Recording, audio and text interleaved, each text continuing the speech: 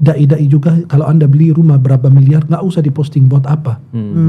I don't care, saya tidak peduli apa yang kau posting, apa yang kau punya. Saya belum tahu itu dari halal apa yang haram.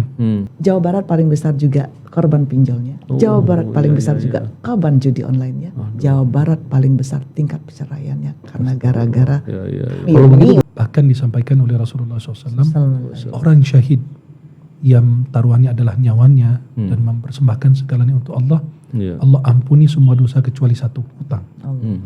Buka ini aja, halo, mau dapat cair lebih cepat, 5 menit cair, bunganya 1% saja. Dengan 1%, siapa sih nggak bilang itu kecil? 1% per hari ternyata dianggap kecil. Kali 30 hari, 30%. Sebulan, bunga majemuk lagi. Saya bilang, buat apa saya bangun masjid mewah, masjid besar, habis berapa miliar, tetangganya miskin, gampang menjual agamanya. Ya gara-gara apa? Ya karena makan. Betul. Maka kekufuran paling dekat kepada kemiskinan.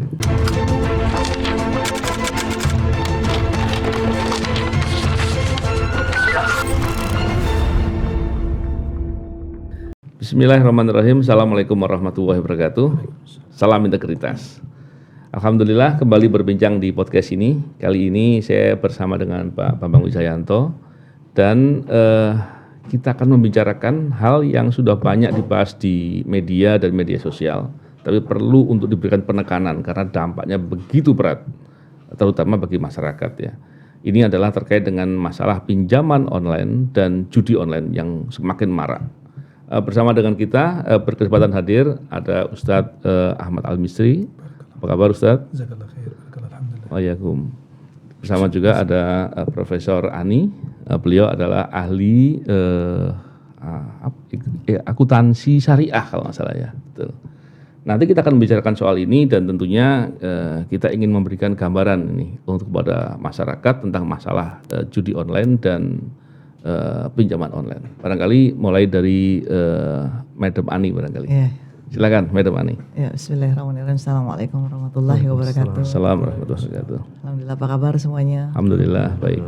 Ya, alhamdulillah ini sangat dinanti-nanti sebenarnya podcast seperti ini untuk memberikan literasi yang lebih baik lagi kepada masyarakat karena luar biasa dampak dari pinjaman online dan judi online saat ini sudah sampai ke pedesaan, bukan hanya perkotaan, dan karena memang ya semuanya digital, is borderless.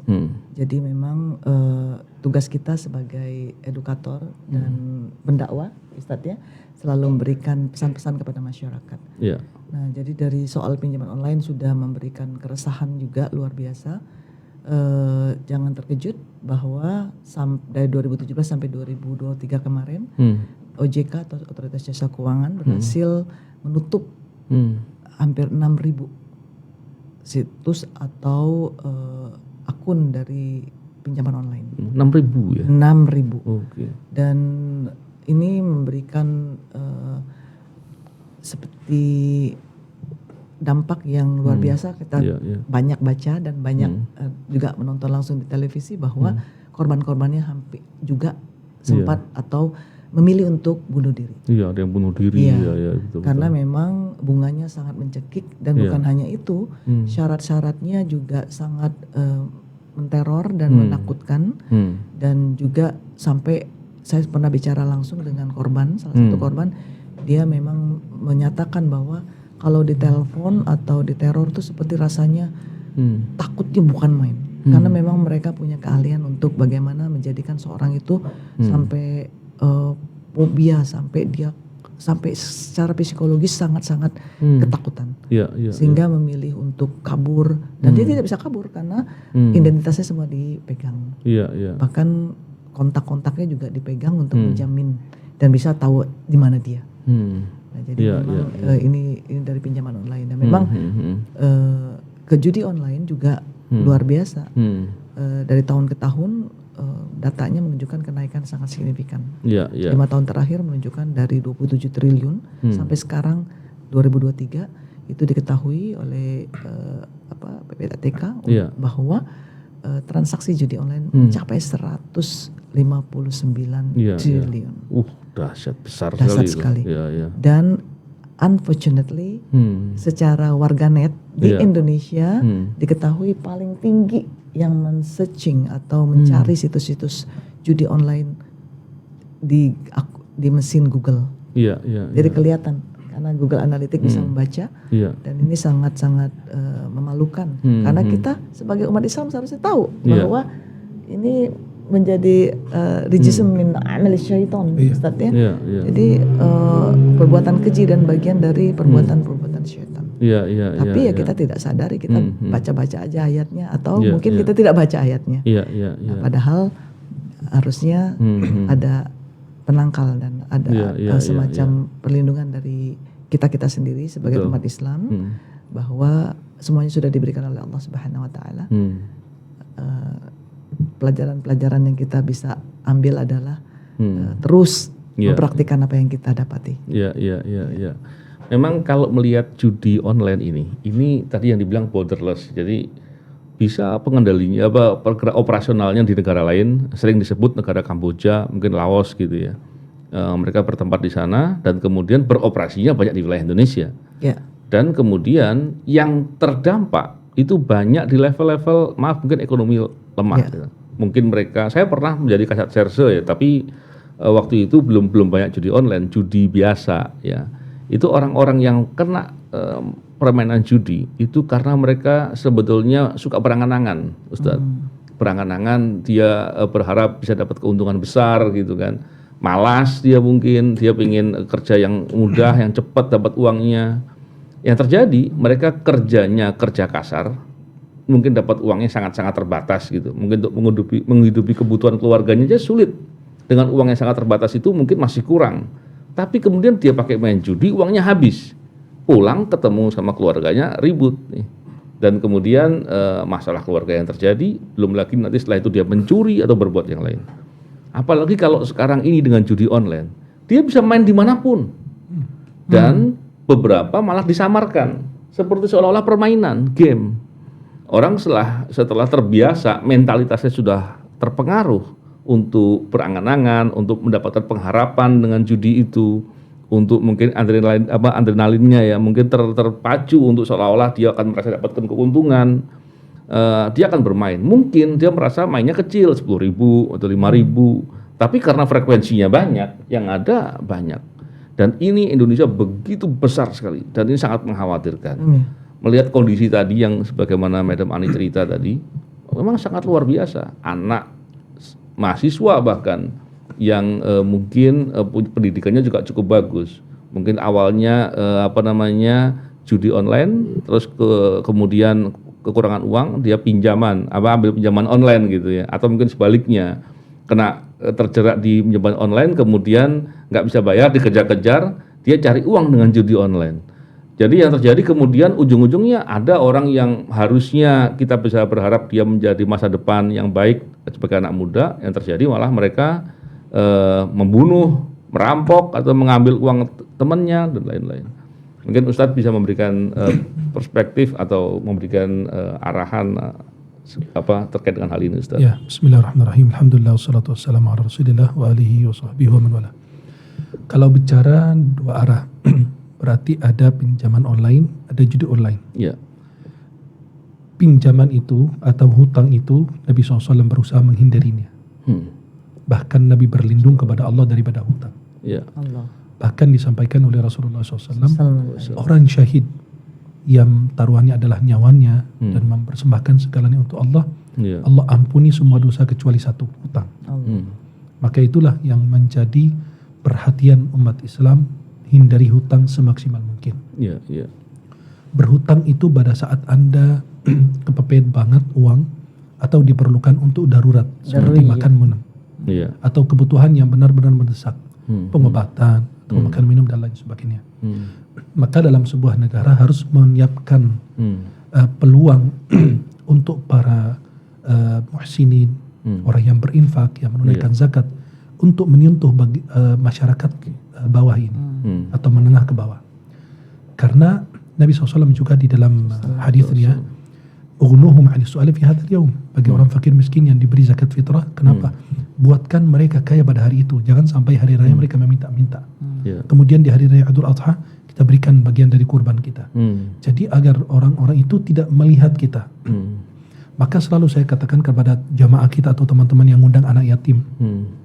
Walaupun kadang-kadang penafsiran anak yatim kurang tepat. Anak yatim itu yang kehilangan ayahnya sebelum balik. Kadang-kadang sudah kumisan masih dibilang anak yatim. Ya, kalau gitu kita yatim semua gitu. Yatim Adam dan Hawa. Jadi yatim itu yang ayahnya meninggal sebelum dia balik. Nah, kalau anak yatim diundang ke rumah kita yang tidak mampu, tidak punya kehidupan yang indah, dia masuk ke rumah kita yang begitu indah, banyak permainan buat anak dan lain sebagainya, dia memperhatikan itu semua. Kenapa saya nggak punya ini? Jadi timbul kecemburuan. Maka saya bilang, jika Anda ingin memuliakan anak yatim, datangi anak yatim, bukan menghadirkan anak yatim. Kalau betul-betul Anda mau memuliakan, kenapa? Biar tidak timbul yang namanya permusuhan. Maka persoalan hutang ini kita wajib kita hindari, karena hamun bilail wa madalla benahar. Itu di malam hari jadi beban, kita nggak bisa tidur, dan penghinaan di siang hari. Kenapa? Kita bertemu dengan orang yang ngutangin kita, ya kita harus menghilang. Kita berdoa, ya malu, dan merasa ya kita kepingin bumi itu terbelah, kemudian kita ditelan di bumi biar tidak berjumpa dengan dia. Maka ada orang yang diberi kelebihan oleh Allah, bisa menghilang dan bisa ada dengan waktu yang cepat. Jin bisa ada, bisa hilang dengan waktu yang cepat. Malaikat juga demikian. Covid juga pada saat Ramadan dia datang gitu, dan tahun baru hilang gitu kan. Minyak juga, minyak goreng ketika harganya naik baru muncul gitu. Kalau sudah ini menghilang lagi gitu kan. Nah itulah dan orang yang punya hutang. Kalau bertemu dengan yang ngutangin, dia pasti menghilang. Padahal kita baru selesai sholat bersama, dia sebelah-sebelahan dengan saya. Tiba-tiba baru selesai salam, udah nggak ada gitu kemana. Itu kelebihan yang Allah berikan kepada mereka. Ya. Maka itu yang pertama. Kita hindari hutang, masyarakat hindari hutang. Hidup dalam gaya kita. Jangan memandang orang. Bisa jadi itu bukan nikmat tapi petaka. Bisa jadi dia memperoleh itu harta dari yang haram. Apa artinya kalau saya punya rumah mewah, mobil mewah, ini mewah segalanya, tapi kehidupan dalam rumah tangga nggak ada Allah, nggak ada Islam, nggak ada aturan, nggak ada, hancur semuanya. Benar kan? Maka hindari hutang, jangan melihat nikmat orang, agar kita tidak meremehkan nikmat Allah. Kita masih sehat walafiat, kita diberi dalam keadaan iman, Islam dan lain, alhamdulillah kita bersyukur. Maka jangan selalu memandang orang lain. Itu yang menimbulkan banyak kecemburuan. Lihat fulan. Maka saya berharap dan pesan ini dari sini, dari mimbar ini kepada teman-teman artis atau pendakwah.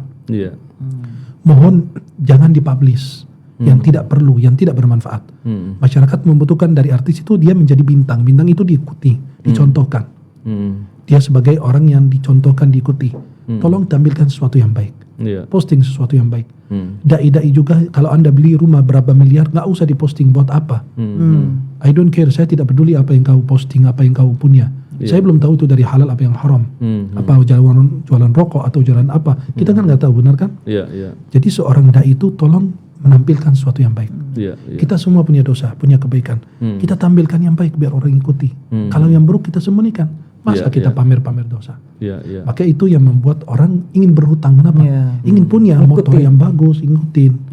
Ngetren sekarang, anaknya kepingin baju yang ini, punya makan ini, beli ini dan seterusnya. Itu yang berkaitan dengan hutang. Kemudian yang kedua tentang judi. Judi itu disebut oleh Allah, ya ayyuhalladzina amanu innamal khamru wal maisir. Sesungguhnya khamar dan maisir. Maisir itu berakar dari kalimat yusr, kemudahan, gampang. Karena dia gampang mendapatkan uang tanpa dia bekerja keras, berkeringat, maka itu diharamkan. Dan Islam itu melarang kita untuk duduk santai dapat uang begitu saja, tidak. Famshu fi manakibiha wa kulu min rizqi. Kalian bergerak. Dalam surah Al-Quran, فَإِذَا قُضِيَتُ الصَّلَاةُ فَانْتَشِرُوا فِي الْأَرْضِ. Kalau sudah selesai sholat, bertebarlah di muka bumi untuk bekerja. Dan Nabi SAW pada saat mau bersalaman dengan sahabat, tangannya kasar, beliau kerja keras. Dia malu bersalaman dengan Nabi karena Nabi tangannya lembut, lebih lembut dari sutra SAW. Kata Anas bin Malik dalam Sahih Muslim. Dia malu bersalaman dengan Nabi. Akhirnya Nabi yang bersalaman dengan dia. Kata Nabi, hadhihi yadun yuhibbuha Allah wa rasuluh. Ini datang dicintai Allah dan Rasulnya. Karena Islam itu menunjukkan tinggi bekerja dan orang yang berusaha mencari rezeki, mencari nafkah, tapi dengan cara yang benar, cara yang tepat. Nah, maka maisir ini karena diperoleh dengan cara yang mudah tanpa bekerja keras, itu yang menimbulkan permusuhan. Maka Allah katakan, yuridu syaitanu an yuqa bainakum al-adawata wal baghdha fil khamri wal maisir. Maka Allah Subhanahu wa taala katakan dalam surat Al-Baqarah, yas'alunaka 'anil khamri wal maisir. Qul fihima ithmun kabir wa manafi'u linnas. Mereka bertanya kepada Muhammad tentang khamr dan judi, katakan ada manfaat dan ada mudarat. Mudaratnya lebih besar. Orang pasti bertanya, apa manfaat dari khamr dan judi? Kan Allah bilang, ya, fihima ithmun kabir wa manafi'u linnas. Ada dosa, keburukan, dan ada juga kebaikan, ada manfaat. Orang pasti otomatis bertanya, apa manfaat khamar? Manfaat khamar kata Imam Qurtubi cuma satu, keuntungan. Khamar itu mereka beli di negara Syam dengan harga murah, dijual di Makkah dengan harga mahal. Itu cuma dapat keuntungan. Yang kedua, maisir itu karena didapati dengan cara yang mudah. Itu saja, mendapatkan uang dengan cara yang mudah, tanpa bekerja keras, cuma bermain sebentar, dapat uang yang begitu besar, yang fantastis, tidak masuk akal, dengan cuma hitungan detik, hitungan jam, mendapatkan uang yang yang lain itu bekerja puluhan tahun belum dapat uang itu. Yang sekarang katanya pinjaman online itu sampai mencapai sekitar judi online itu di Indonesia mencapai 2023 itu 200 triliun. Seangka yang bisa membangun banyak rumah orang miskin, orang yang butuh, bisa memberikan peluang pekerjaan untuk banyak orang. Maka Islam semua yang membawa manfaat dibukakan pintu selebar-lebarnya. Semua yang membawa mudarat bagi diri kita, negeri, banyak orang langsung ditutup pintu tersebut. Insyaallah. Pak BW, kalau melihat dari beberapa gambaran terkait dengan masalah judi online dan pinjol ini, pinjaman online, ini kan masalahnya begitu serius. Tapi problemnya banyak informasi yang beredar ya, bahwa judi online, terutama judi online itu setoran ke penegak hukum. Akibatnya nggak pernah ditindak, padahal itu jelas kejahatan. Terus yang informasi yang belakangan lagi ini bahkan sampai ke pembiayaan ke politik hitam. Saya khawatir di pemilu sekarang ini juga ada itu, Pak. Mesti dicek ke Ustaz Ahmad nih. saya begini, kalau kemudian itu yang terjadi, artinya ke depan peluang untuk ada penindakan yang sungguh-sungguh terhadap masalah judi online terutama ini menjadi sulit untuk diharapkan.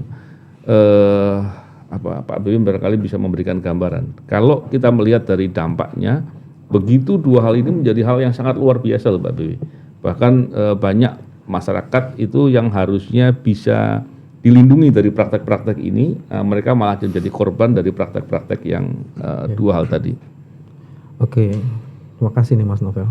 Ada Ustadz, ada Ahmad Damani. Saya mau lihat gini dulu. Kalau ngomong judi online atau pinjaman dan judi itu masih kurang, Mas.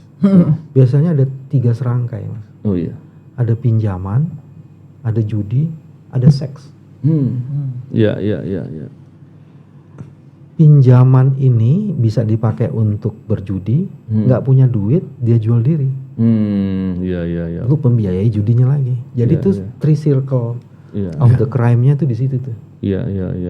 Jadi kalau ngomongin cuman pinjaman sama judi aja kita kurang. Harus ada seks. Sekarang seks online-nya juga luar biasa. Indonesia tuh pengakses video porno termasuk 3 besar di dunia. Kita memecah rekor besar ya. Itu dalam kesesatan ternyata. Iya. Berarti bukan cepat salat tarawih tercepat di dunia, ternyata ini juga tercepat ya. Satu itu yang mesti dilacak. Terus kedua, diskusi kita kebanyakan tuh diskusi di ujung. Kalau semuanya udah kejadian. Tapi bagaimana meminimalisasi, minimizing potential problem itu yang mestinya negara harus hadir di situ. Betul, ya. Infocom itu ngomongnya take down. Kenapa ada itu muncul? Mesti jangan di take down kalau kita aturannya udah jelas. Iya. Nah, kalau ngomong itu kan artinya kebijakan, paradigma. Kalau kemudian tadi Mas Novel ngeri sekali itu. Yang saya dengar bukan penegak hukumnya. Sebagian proses demokratik kita berasal dari judi. Iya. Itu lebih parah lagi itu Pak. Jadi kita memilih pimpinan pakai uang judi. Iya. Itu lingkarannya dahsyat banget. Bahkan proses pemilihannya udah dipakai main judi, dipakai taruhan. Ketika terjadi proses pemilihan dijudiin juga. Iya. Jadi judi di mana-mana. Untung bukan judi adalah kita. Jadi kan ngeri tuh Ustaz. Baru judi di mana-mana. Nah, kalau begitu sebenarnya yang mesti diperhatikan itu sebenarnya ada 3 tuh Mas. Pertama, apa penyebabnya? Iya. Karena kalau kita nggak ngomong penyebabnya, ini penyebab hanya bisa diketahui kalau kita tahu modus operandinya. Pemetaan modus operandi menjadi penting. Baru kemudian bagaimana menimbulkan efek deterrent terhadap ini. Jadi lagi saya senang angka 3. Walaupun saya pendukung nomor 1 gitu loh Mas. Ini beda lagi tuh. Oh, beda lagi. Kirain antum angka 3 juga ternyata. Karena antum bilang senang angka 3. Saya mulai curiga gitu. Katanya pendukung nomor 1. Tapi sekarang nomor 1 sama nomor 3 lagi bersama-sama berjuang. Insyaallah. Di 13. Di MK. Kita ngurus judi maksudnya kenapa ngurusin ke Berarti memang ada 2 yang harus dipikirkan. Pertama, penyebabnya seperti yang beliau sampaikan, kalau tidak menemukan penyakit, sulit menemukan obat. Betul. Kalau dokter ini tidak teliti betul sakitnya apa, dia nggak bakalan memberikan obat yang tepat. Maka harus tahu sebab yang menyebabkan hal itu terjadi di tengah-tengah masyarakat, seperti Madam Ani sampaikan bahwa itu menengah ke bawah yang antum sampaikan juga kan, untuk mahasiswa yang harus dia beli buku untuk baca, untuk mendapatkan informasi dan ilmu pengetahuan, ternyata uang yang dia simpan, kadang-kadang tahu sendirilah anak mahasiswa kan, tinggal di kosan, ya nggak pakai AC gitu kan, kipas angin yang kadang-kadang muternya itu 2 jam sekali gitu kan. Nah itu, atau sampai dia mencari masjid untuk berbuka gitu. Kenapa? Berusaha minimalisir pengeluaran dia biar tidak membebani keluarga. Ternyata uang yang dia simpan untuk dia untuk makan, untuk beli buku dan lain sebagainya, atau untuk hal-hal yang bermanfaat, ternyata dia gunakan untuk hal demikian. Kenapa? Karena ini selalu ada di tangan mereka. Maka ini kalau kita tidak kendalikan, dia akan mengendalikan kita. Seperti sistem mobil. Kalau antum bawa mobil, kita yang kendalikan. Kalau kita kendalikan sampai dengan selamat. Tapi kalau dia lepas dari tangan kita, membahayakan diri kita dan banyak orang di sekitar. Dan kalau kita lihat Pak BW dan Madam Ani, judi online ini kan agak berbeda dengan judi pada umumnya yang dulu. Kalau judi yang dulu itu ada kemungkinan bandar itu kalah. Karena apa? Karena mereka permainan kan. Ada orang yang lebih pintar dalam permainan, mungkin bisa jadi bandarnya kalah. Tapi kalau judi online hampir nggak mungkin bandar itu kalah. Karena ada suatu pola atau sistem yang dibuat sedemikian rupa. Yang mengontrol. Dikontrol. Kadang-kala pakai artificial intelligence. Mereka untuk memastikan bahwa mereka bandar itu pasti menang, pasti untung. Sehingga ini bisa menjadi pola-pola kejahatan yang luar biasa, Pak B. Memeras ke masyarakat, terus membuat pengharapan, orang berharap seolah-olah bisa dapat uang, padahal nggak pernah ada pola-pola mereka akan dapat untung besar dari situ, walaupun itu kejahatan itu Ustadz ya. Tapi kalau kita bicara dalam teori peluang saja, itu mereka nggak akan dapat menang di situ sebenarnya. Judi online itu nggak dapat menang. Mungkin mereka akan dikasih menang dulu sebagai dipancing. Setelah itu dia nggak bakal menang. Udah seperti gitu dosa gitu ya. Dikit-dikit kalau udah terbiasa baru dilepas. Betul. Karena dia kebiasaan, mereka sudah adrenalinnya sudah terbangun, akhirnya berbuat begitu. Kalau Madam Ani gimana untuk melihat hal itu? Barangkali ada cerita yang bisa jelaskan. Tadi kita juga melihat diagnosa, kalau pasien itu sakit kan kita diagnosa dulu gitu. Oh ternyata sakitnya karena makan gula terlalu banyak, makan karbohidratnya terlalu banyak gitu kan, makanya dia diabetes. Nah jadi kita lihat ternyata balik lagi ke survei dari Bank Indonesia pun Otoritas Jasa Keuangan berkenaan dengan pendidikan keuangan di masyarakat Indonesia sangat rendah sekali. Nah, misalnya kita tetapi inklusinya tinggi. Jadi lucu. Jadi kalau secara umum, secara nasional kita hampir 50% dari segi indeks literasi keuangannya, tetapi inklusinya 80%. Artinya apa? 50% dari masyarakat Indonesia terdidik atau mendapatkan pendidikan keuangan.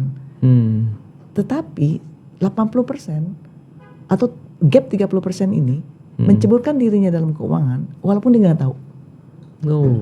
Walaupun dia tidak mempunyai ilmu yang cukup, tapi dia mau berinteraksi dengan keuangan. Contohnya apa itu? Nah makanya banyak pinjaman online yang bodong. Jadi mereka tertarik dengan tawaran yang macam-macam. Tadi Ustadz bilang buka ini aja, halo mau dapat cair lebih cepat, 5 menit cair, bunganya 1% saja. Dengan 1%, siapa sih nggak bilang itu kecil? 1% per hari ternyata dianggap kecil. Kali 30 hari, 30%. Sebulan. Bunga majemuk lagi. Jadi riba yang betul-betul mencekik, berlipat. Lintah darat betul lah itu ya. Jadi ini yang menjadikan ketika dia manggar, dan 70% si pemburu peminjaman online itu tahu. 70% dari orang yang ditawarkan. Jadi dari 10 orang nih, kita 10 orang. 70% berhasil untuk ikut. Oh iya, besar sekali. Besar sekali. Jadi dia tahu bahwa yang disasar itu pertama mungkin dia lagi kepepet, kedua lagi pengen beli. Jadi kepepet itu dua macam, Ustaz. Satu yang daruriyah, satu yang enggak. Yang cuman kepengen punya handphone yang sama sama temennya, yang punya laptop sama sama temennya. Padahal dia nggak mampu atau dia sudah punya. Ditambah lagi iklan-iklan berkeliaran, terus ditambah lagi endorsement dari influencer atau dari toko-toko yang dia punya barang yang ini ditunjukkan rumahnya, ditunjukkan handphonenya, laptopnya. Jadi dia pengen. Nah gitu.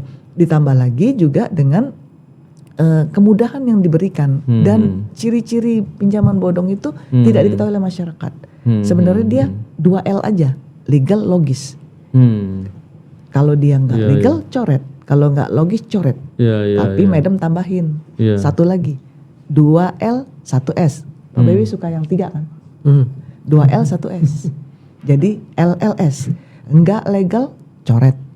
Nggak logis, coret. Nggak syariah, coret. Karena pintunya di syariah. Kalau kita tahu ilmu syariah, insya Allah pinjaman online bodong, coret. Insya Allah judi online, denger judi aja, nggak pakai offline atau online, coret itu. Kalau tahu syariah. Karena tadi hukumnya jelas, Ustaz ya. Apalagi ujung surat Al-Maidah 90 itu keras banget, Ustaz ya. Yang rijism min amali syaitan, dipakai kata-kata syaitan. Padahal kita khutuwati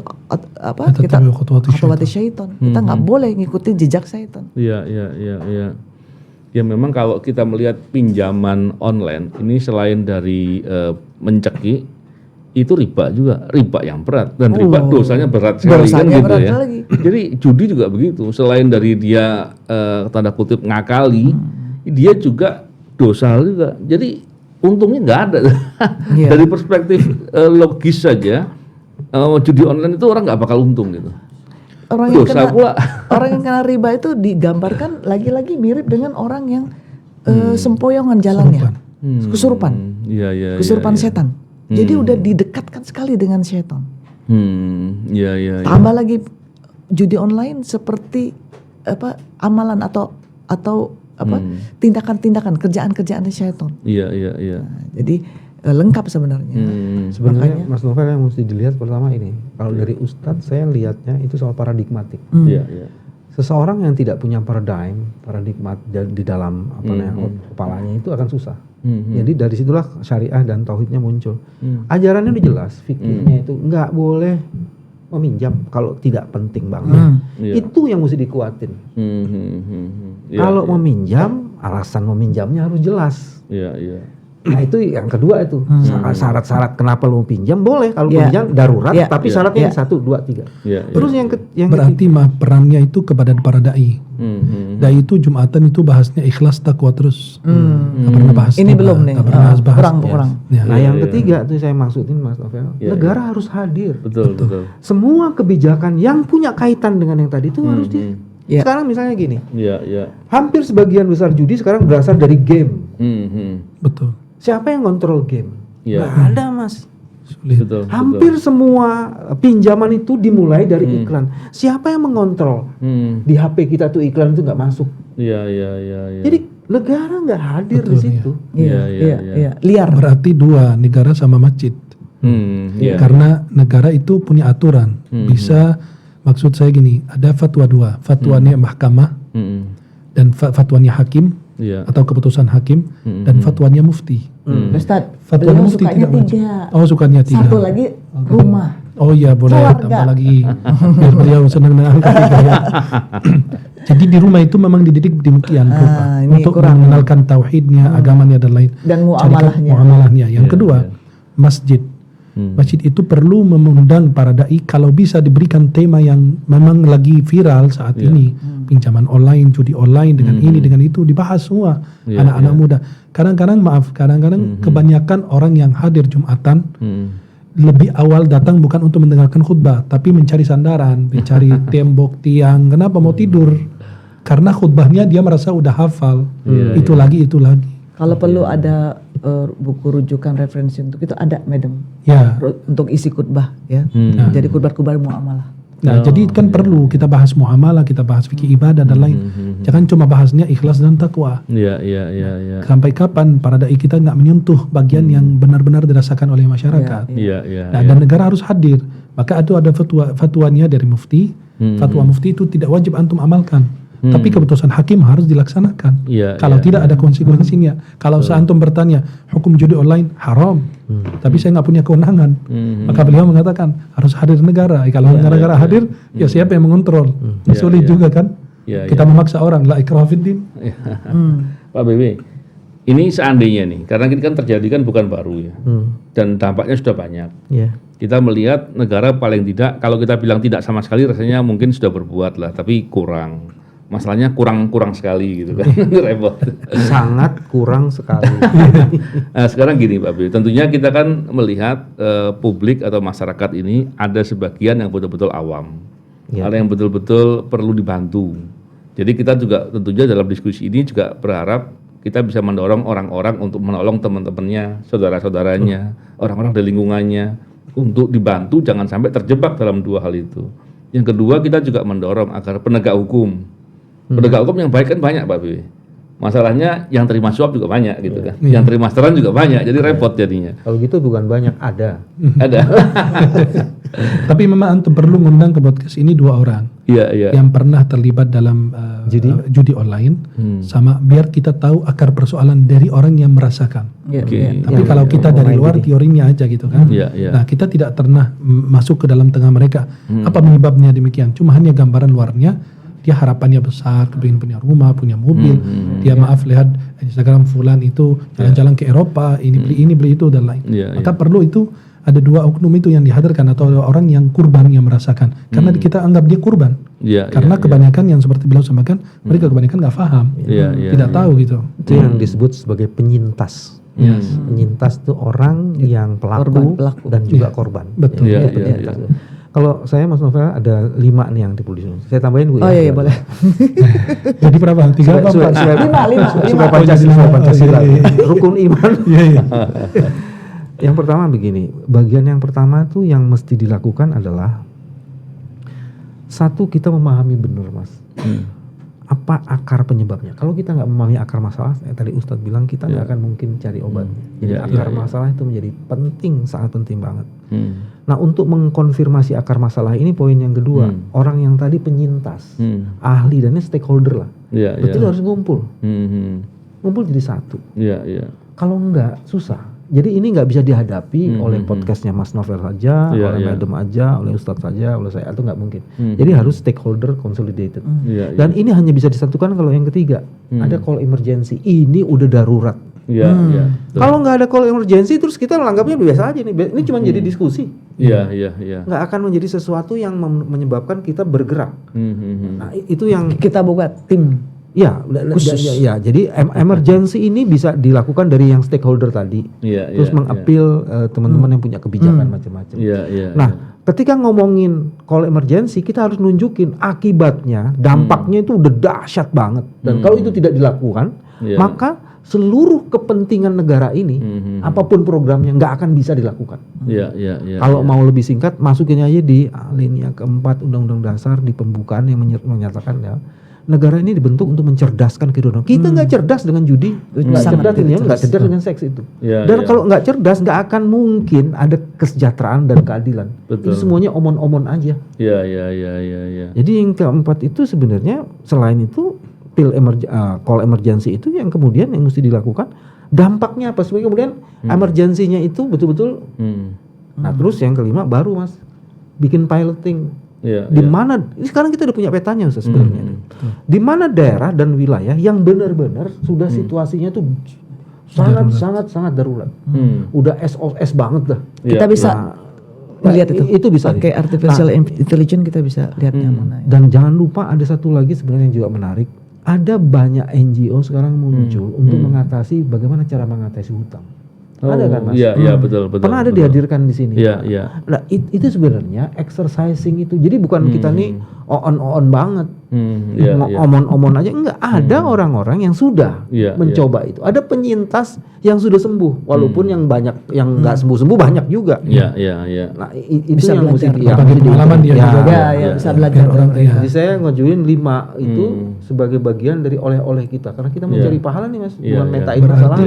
Berarti kita bahas sekarang penyebabnya apa gitu.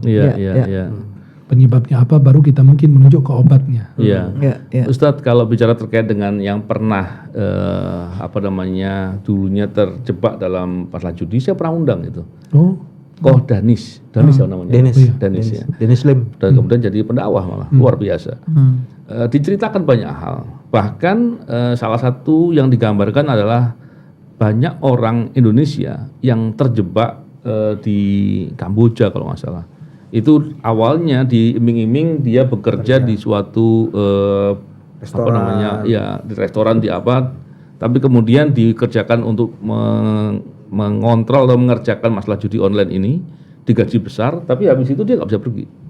Dan itu banyak sekali ya orang-orang itu. Jadi seperti kejahatan human trafficking. Dan ini luar biasa. Dan digambarkan betul bahwa pola perjudian itu betul-betul tidak bakal menang. Kebetulan waktu itu pembahasan saya dengan Koh Danis itu cukup viral ya Mas, sampai 1 juta lebih orang viewer, dan kemudian kita berharap orang betul-betul menilai dari itu. Dan yang menarik juga ternyata para bandar-bandar judi itu juga hidupnya sengsara, susah setelah sekian lama. Itu menggambarkan betapa orang berbuat jahat itu juga tidak pernah ada keuntungan buat dia gitu. Tapi masalahnya dampak ke masyarakat ini sudah begitu banyak dan sudah terjadi. Yang itu yang menjadi problem kan. Berarti yang penyebab utamanya adalah ekonomi memang. Yang membuat orang main judi online karena ingin memperbaiki ekonomi, karena ingin hidup lebih bagus, mendapatkan rumah lebih layak, kendaraan dan lain. Dan yang kedua yang pinjam juga demikian. Yang pinjam online karena dia berharap bisa mensejahterakan keluarga. Padahal dia menjerumuskan dirinya dalam binasa. Berusaha ingin mensejahterakan keluarga, sedangkan dia menjerumuskan dirinya dan keluarganya dalam binasa. Maka dulu mereka bermain judi di jahiliyah begitu. Taruhannya adalah apa? Benda-bendanya, keluargaannya. Maka oleh karena itu orang Ansar datang ke Nabi, ya Rasulullah, sampaikan kepada kami ini bagaimana tentang masalah khamar dan judi ini. Udah rusak sekali. Karena itu udah merusak akal, merusak semuanya gitu. Maka turun ya firman Allah, ya ayyuhalladzina amanu, nama ayat yang ketiga yang mengharamkan khamar dan judi. Fajtanibu, kata fajtanibu itu jauhi. Itu lebih tinggi dibanding haram. Fajtanibu itu jauhi secara keseluruhan. Sudah. Itu lebih tinggi kata ulama dalam usul fikih, lebih tinggi derajatnya kalimat fajtanibu daripada kalimat haram. Nah, maka berarti kembali kepada ekonomi umat, ekonomi. Maka saya selalu bilang masjid itu jangan cuma dijadikan ruang ibadah, tapi pusat peradaban. Jadi masjid itu memperhatikan tetangga-tetangganya. Saya bilang buat apa saya bangun masjid mewah, masjid besar, habis berapa miliar, tetangganya miskin, gampang menjual agamanya. Ya gara-gara apa? Ya karena makan. Maka kekufuran paling dekat kepada kemiskinan. Sekarang bukan jual agama juga, Ustaz. Jual suara juga, Ustaz. Oh gitu. Beda jualan ya. Lebih murah lagi ternyata ya. 400.000 doang. Kalau dilihat dari konteks ekonomi, ya ini dia salah satu medan mencoba untuk dakwah. Belajar dari Ustadz, belajar sekarang dari guru-guru kita semua. Memang konteks dari ekonomi itu miskin kaya itu selalu ada di semua zaman. Makanya ayat-ayat zakat itu masih tetap valid sampai hari ini. Karena memang targetnya adalah untuk mengentaskan kemiskinan. Nah, tapi di saat yang bersamaan juga pendidikan kita terhadap ekonomi yang betul-betul kita bagaimana supaya qanaah, nerimo, kerja keras, kerja sebaik-baiknya, itu missing at our house. So we don't talk about it when we are at home. Berapa banyak sih orang yang ngomongin soal gimana sih bisnisnya Rasulullah SAW di dalam rumah? Bagaimana sih Rasulullah punya sifat sidik, amanah, fatona, tabligh ketika menjalankan bisnisnya? Itu kita nggak ceritain dalam keluarga. Terus bagaimana kita supaya terhindar dari riba, goror, maisir? Kita tidak bawa itu ke rumah, tidak kita ajarkan upin dan ipin di rumah kita. Jadi Dan sayangnya ketika mau belajarnya ke kampus, kampus Tazkiyah misalnya. Madam tanya sama mahasiswa Madam, kapan belajar? Kenapa belajar? Pengen belajar ekonomi syariah? Sebelumnya belajar ekonomi syariah? Enggak. 18 tahun tidak diajarkan ekonomi syariah ataupun bisnis syariah. Padahal Rasulullah SAW berbisnis sejak kecil. Nah itu yang missing kalau menurut Madam. Jadi konteks ekonomi baik dia kaya pun dia tetap haus. Kalau tidak diajarkan betul-betul ekonomi secara syariah, secara agama, dan kalau dia tidak menyentuh sampai ke dasarnya bahwa dia adalah semuanya dipertanggungjawabkan di yaumil akhir, itu nggak selesai. Kan manusia itu kan memang sifat ekonomi kan dia tidak akan pernah merasa puas. Dan semuanya itu terbatas sehingga dia harus berlomba untuk mendapatkannya. Padahal kalau diturunkan lagi nafsunya, nafsu mutmainnahnya harus masuk dulu bahwa dia merasa dicukupi oleh Allah, bahwa dengan berapapun yang dimiliki dia merasa cukup, selesai itu. Iya, menarik sekali. Dan di Institut Tazkiyah itu diajarkan mengenai syariah, dan ini menarik sekali. Bukan hanya mempunyai orang itu punya pengetahuan soal ekonomi syariah, tapi juga bisa untuk menangkal dari judi online dan perpinjaman online. Kita siapkan SDM-nya untuk seperti itu. Nah, cuman kan berapa banyak yang kita produce tiap tahun? Betul, harusnya kan di rumah-rumah itu. Ketika sekarang nih yang denger nih ya, bawa pulang ke rumah, ngobrol sama anak-anak, ngobrol sama suami sama istri. Menarik. Ini udah darurat. Pak Bebe ada 5. Dan memang ada pesan satu lagi adalah pasangan dalam rumah tangga itu tidak boleh membebani dengan beban yang dia tidak sanggup kerjakan. Itu yang membuat suami pinjam online atau judi online di karena belakangnya ingin memberikan kecukupan.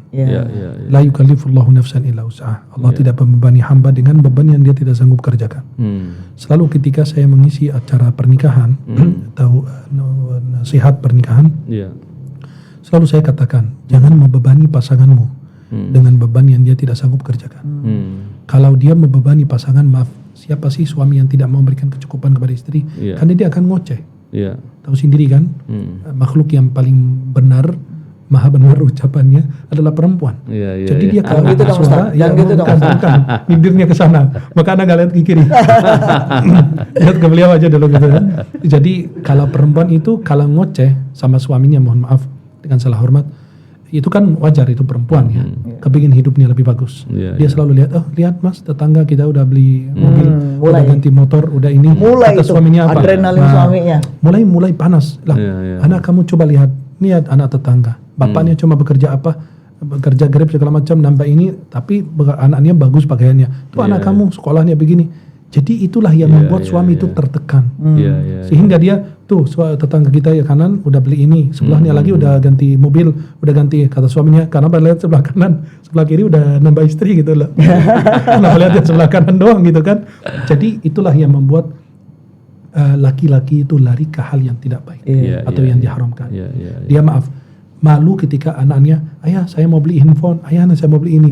Jadi bukan istri yang belajar qanaah atau suami yang mendidik istrinya qanaah, belajar merasa cukup. Nanti ketika ada keturunan, nanti anak merasa cukup. Apapun yang diberikan dia merasa cukup. Dan itu yang harus kita sentuh di tengah. Maka perlu pelatihan untuk keluarga, perlu ada sentuhan. Nah, ini dia. Perlu sentuhan yang dari melalui mimbar ini atau kajian-kajian yang lain atau podcast yang lain.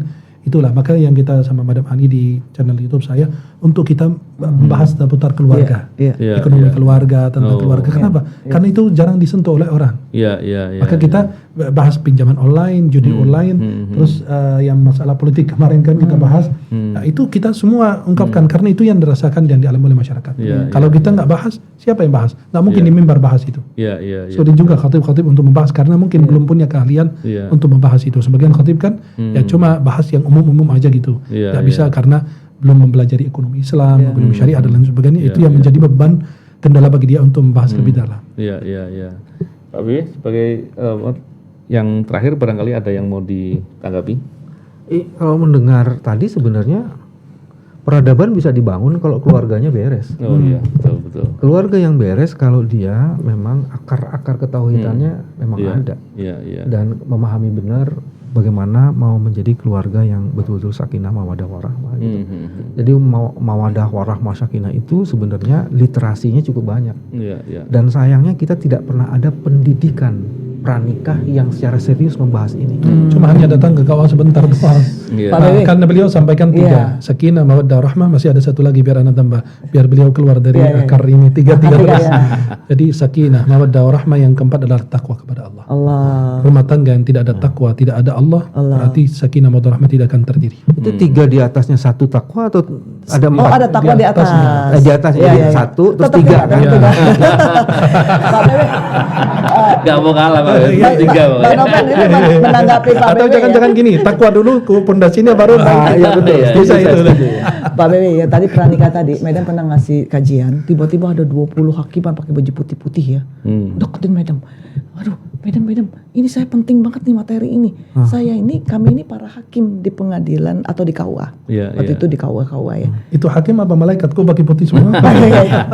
Dia bilang, sorban putih.